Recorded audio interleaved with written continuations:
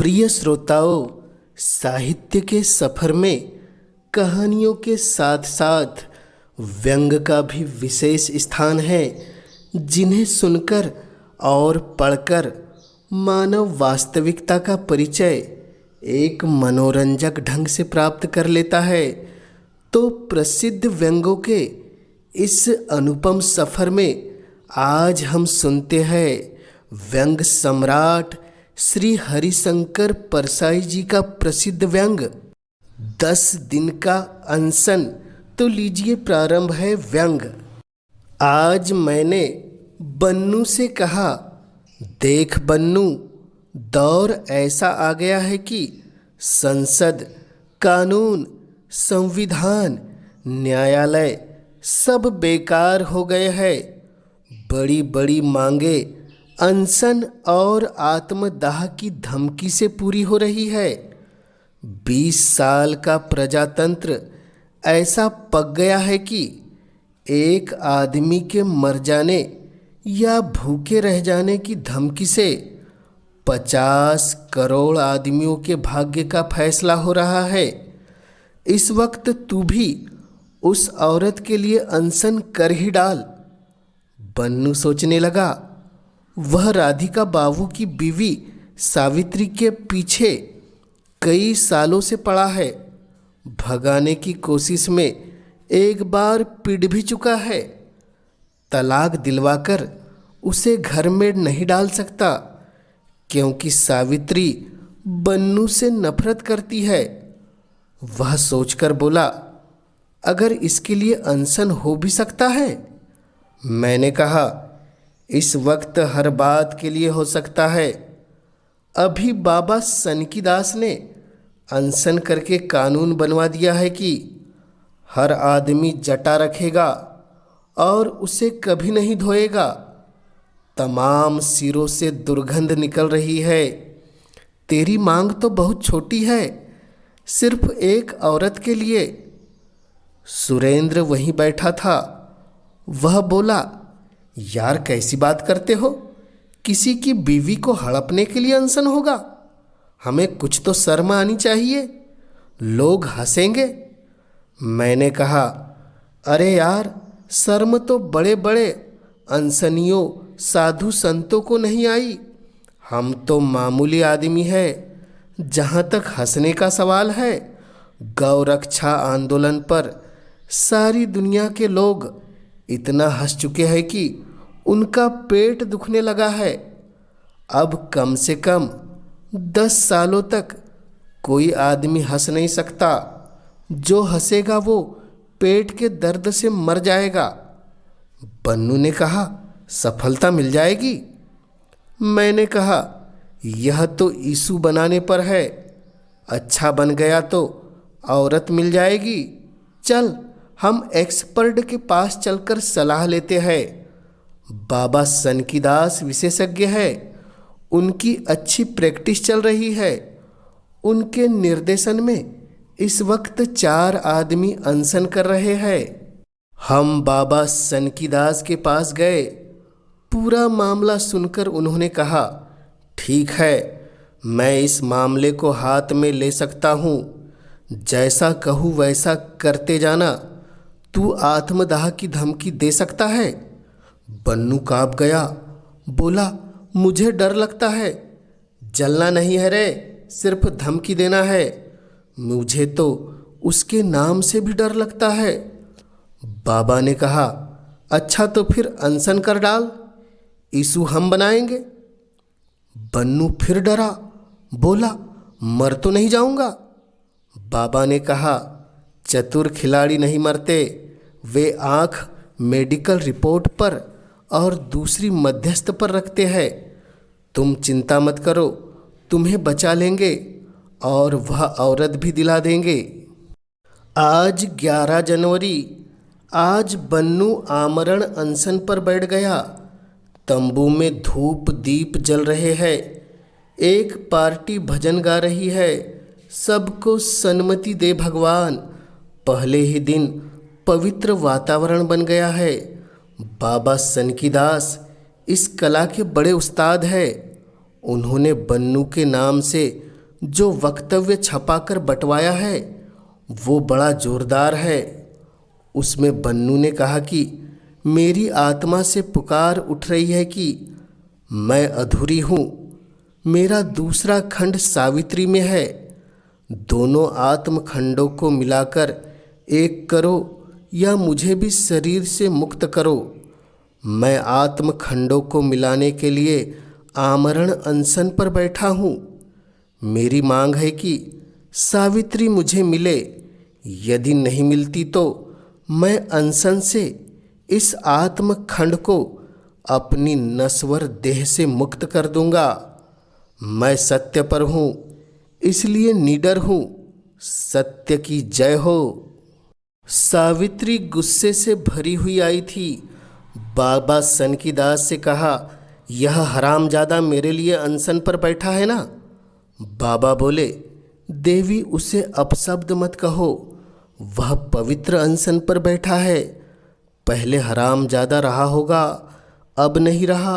वह अनशन कर रहा है। सावित्री ने कहा, मगर मुझे तो पूछा होता, मैं तो इस पर थूकती हूँ। बाबा ने शांति से कहा, देवी तू तो यीशु है। यीशु से थोड़े ही पूछा जाता है। गौरक्षा आंदोलन वालों ने गाय से कहा पूछा था कि तेरी रक्षा के लिए आंदोलन करे या नहीं। देवी तू जा।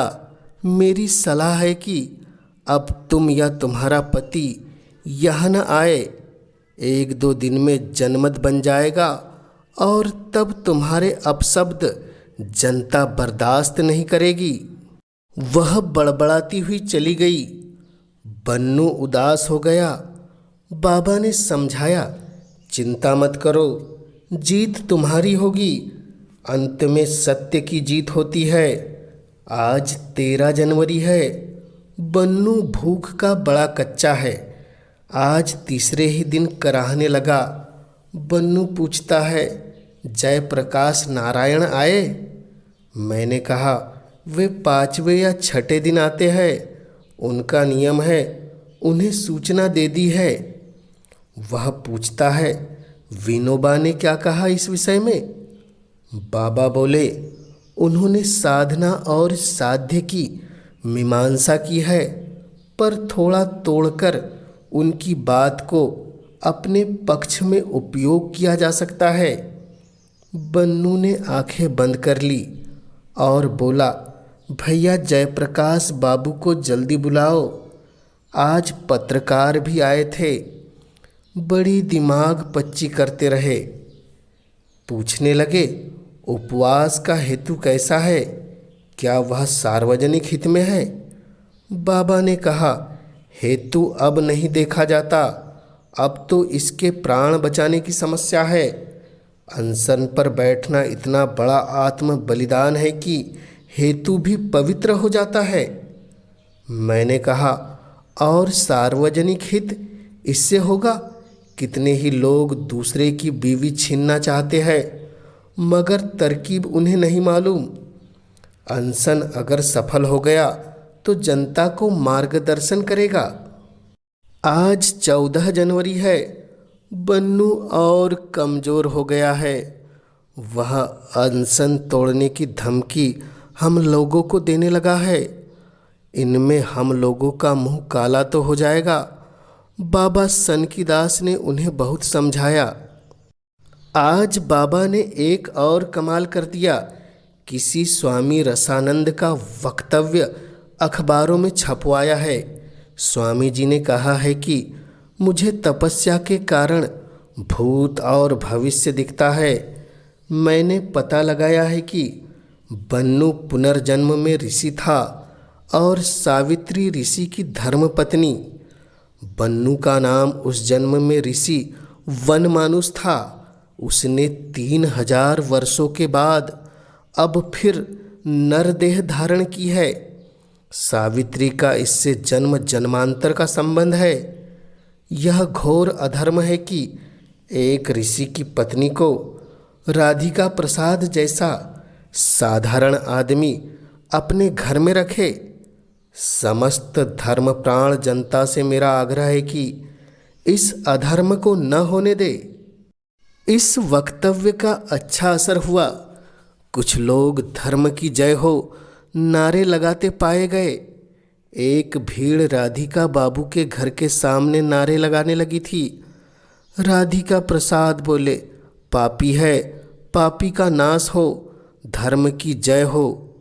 स्वामी जी ने मंदिरों में बन्नू की प्राण रक्षा के लिए प्रार्थना का आयोजन करा दिया। आज 15 जनवरी है। रात को राधिका बाबू के घर पर पत्थर फेंके गए। जनमत बन गया। स्त्री पुरुषों के मुख से यह वाक्य हमारे एजेंटों ने सुने। बेचारे को 5 दिन हो गए, भूखा पड़ा है। धन्य है इस निष्ठा को। मगर उस कठकरेजी का कलेजा नहीं पिघला। उसका मर्द भी कैसा बेशरम है। सुना है पिछले जन्म में कोई ऋषि था। स्वामी रसानंद का वक्तव्य नहीं पढ़ा। बड़ा पाप है ऋषि की पत्नी को घर में डाले रखना। आज 11 सौभाग्यवतियों ने बन्नू को तिलक किया और आरती उतारी। बन्नू बहुत खुश हुआ। सौभाग्यवतियों को देखकर उसका जी उछलने लगता है। अखबार अनशन के समाचारों से भरे हैं। आज एक भीड़ हमने प्रधानमंत्री के बंगले पर हस्तक्षेप की मांग करने और बन्नू के प्राण बचाने की अपील करने भेजी थी। प्रधानमंत्री ने मिलने से इनकार कर दिया। देखते हैं कब तक नहीं मिलते। शाम को जयप्रकाश नारायण आ गए। नाराज थे। कहने लगे, किस किस के प्राण बचाऊं? मेरा क्या यही धंधा है?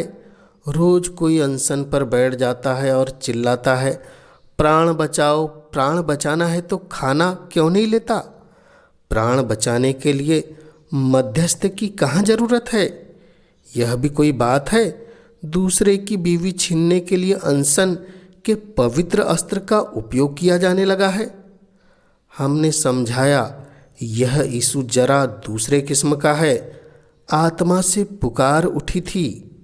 वे शांत हुए और बोले, अगर आत्मा की बात है तो मैं इसमें हाथ डालूंगा। मैंने कहा, फिर कोटि कोटि धर्म प्राण जनता की भावना इसके साथ जुड़ गई है। जयप्रकाश बाबू मध्यस्थता करने को राजी हो गए। वे सावित्री और उसके पति से मिलकर फिर प्रधानमंत्री से मिलेंगे। बन्नू बड़े दीन भाव जयप्रकाश बाबू की तरफ देख रहा था। बाद में हमने उससे कहा, अबे साले, इस तरह दीनता से मत देखा कर। तेरी कमजोरी ताड़ लेगा तो कोई भी नेता तुझे मौसम्मी का रस पिला देगा। देखता नहीं है कितने ही नेता झोलों में मौसम्मी रखे तंबू के आसपास घूम रहे हैं।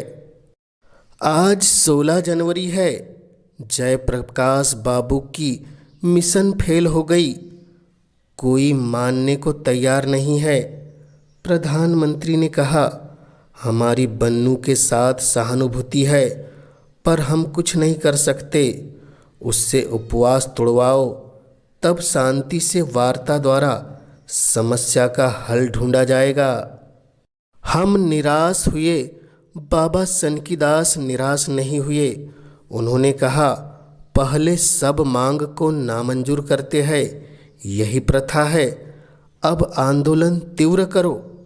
अखबारों में छपवाओ कि बन्नू की पेशाब में काफ़ी एसीटोन आने लगा है।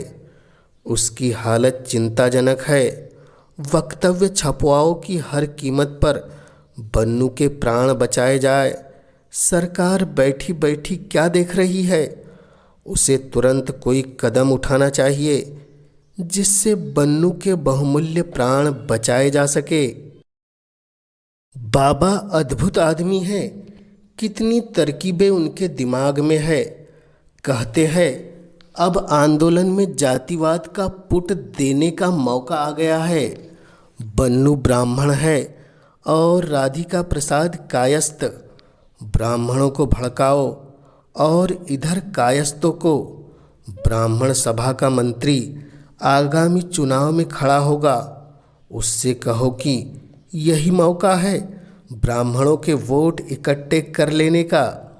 आज राधिका बाबू की तरफ से प्रस्ताव आया था कि बन्नू सावित्री से राखी बंधवा ले। हमने नामंजूर कर दिया। आज 17 जनवरी है। आज के अखबारों में यह शीर्षक है, बन्नू के प्राण बचाओ, बन्नू की हालत चिंताजनक, मंदिर में प्राण रक्षा के लिए प्रार्थना। एक अखबार में हमने विज्ञापन रेट पर यह भी छपवा लिया, कोटि कोटि धर्म प्राण जनता की मांग, बन्नू की प्राण रक्षा की जाए, बन्नू की मृत्यु के भयंकर परिणाम होंगे। ब्राह्मण सभा के मंत्री का वक्तव्य छप गया। उन्होंने ब्राह्मण जाति की इज्जत का मामला इसे बना लिया था, सीधी कार्रवाई की धमकी दी थी। हमने 4 गुंडों को कायस्थों के घरों पर पत्थर फेंकने के लिए तय कर लिया है। इससे निपटकर वही लोग ब्राह्मणों के घर पर पत्थर फेंकेंगे। पैसे बन्नू ने पेशगी दे दिए हैं। बाबा का कहना है कि कल या परसों तक कर्फ्यू लगवा दिया जाना चाहिए। दफ़ा 144 तो लग ही जाए, इससे केस मजबूत होगा। आज 18 जनवरी है। रात को ब्राह्मणों और कायस्थों के घर पर पत्थर फेंक दिए गए। सुबह ब्राह्मणों और कायस्थों के 2 दलों में जमकर पथराव हुआ। शहर में दफ़ा 144 लग गई। सनसनी फैल गई। हमारा प्रतिनिधिमंडल प्रधानमंत्री से मिला था। उन्होंने कहा इसमें कानूनी अड़चनें हैं, विवाह कानून में संशोधन करना पड़ेगा। हमने कहा तो संशोधन कर दीजिए, अध्यादेश जारी करवा दीजिए। अगर बन्नू मर गया तो सारे देश में आग लग जाएगी। वे कहने लगे पहले अनशन तुड़वाओ। हमने कहा सरकार सैद्धांतिक रूप से मांग को स्वीकार कर ले और एक कमेटी बिठा दे जो रास्ता बताए कि वह औरत इसे कैसे मिल सकती है। सरकार अभी स्थिति को देख रही है, बन्नू को और कष्ट भोगना होगा। मामला जहाँ का तहाँ रहा। वार्ता में डेडलॉक आ गया है। छुटपुट झगड़े हो रहे हैं। रात को हमने पुलिस चौकी पर पत्थर फेंकवा दिए। इसका अच्छा असर हुआ। प्राण बचाओ की मांग आज और बढ़ गई। आज 19 जनवरी है। बन्नू बहुत कमज़ोर हो गया है, घबराता है कहीं मर न जाए। बकने लगा है कि हम लोगों ने उसे फंसा दिया है, कहीं वक्तव्य दे दिया तो हम लोग एक्सपोज हो जाएंगे, कुछ जल्दी ही करना पड़ेगा। हमने उससे कहा कि अब अगर वह यूं ही अनशन तोड़ देगा तो जनता उसे मार डालेगी। प्रतिनिधिमंडल फिर मिलने जाएगा। आज 20 जनवरी है। डेडलॉक, सिर्फ एक बस जलाई जा सकी। बन्नू अब संभल नहीं रहा है। उसकी तरफ से हम ही कह रहे हैं कि वह मर जाएगा पर झुकेगा नहीं। सरकार भी घबराई मालूम होती है। साधु संघ ने आज मांग का समर्थन कर दिया। ब्राह्मण समाज ने अल्टीमेटम दे दिया, 10 ब्राह्मण आत्मदाह करेंगे। सावित्री ने आत्महत्या की कोशिश की थी पर बचा ली गई। बन्नू के दर्शन के लिए लाइन लग रही है। राष्ट्र संघ के महामंत्री को आज तार कर दिया गया। जगह जगह प्रार्थनाएं होने लगी। डॉक्टर लोहिया ने कहा जब तक यह सरकार है तब तक न्यायोचित मांगे पूरी नहीं होगी। बन्नू को चाहिए कि वह सावित्री के बदले इस सरकार को ही भगा ले जाए। आज 21 जनवरी है। बन्नू की मांग सिद्धांततः स्वीकार कर ली गई। व्यवहारिक समस्याओं को सुलझाने के लिए एक कमेटी बना दी गई है। भजन और प्रार्थना के बीच बाबा सनकीदास ने बन्नू को रस पिलाया। नेताओं की मुसम्मियाँ झोली में ही सूख गई। बाबा ने कहा कि जनतंत्र में जनभावना का आदर होना चाहिए। इस प्रश्न के साथ कोटि कोटि जनों की भावनाएं जुड़ी हुई थी। अच्छा ही हुआ जो शांति से समस्या सुलझ गई, वरना हिंसक क्रांति हो जाती। ब्राह्मण सभा के विधानसभा भाई उम्मीदवार ने बन्नू से अपना प्रचार करवाने के लिए सौदा कर लिया है। काफ़ी बड़ी रकम दी है। बन्नू की कीमत बढ़ गई। चरण छूते हुए नर नारियों से बन्नू कहता है, सब ईश्वर की इच्छा से हुआ, मैं तो उसका माध्यम हूँ। नारे लग रहे हैं, सत्य की जय, धर्म की जय, सत्य की जय, धर्म की जय।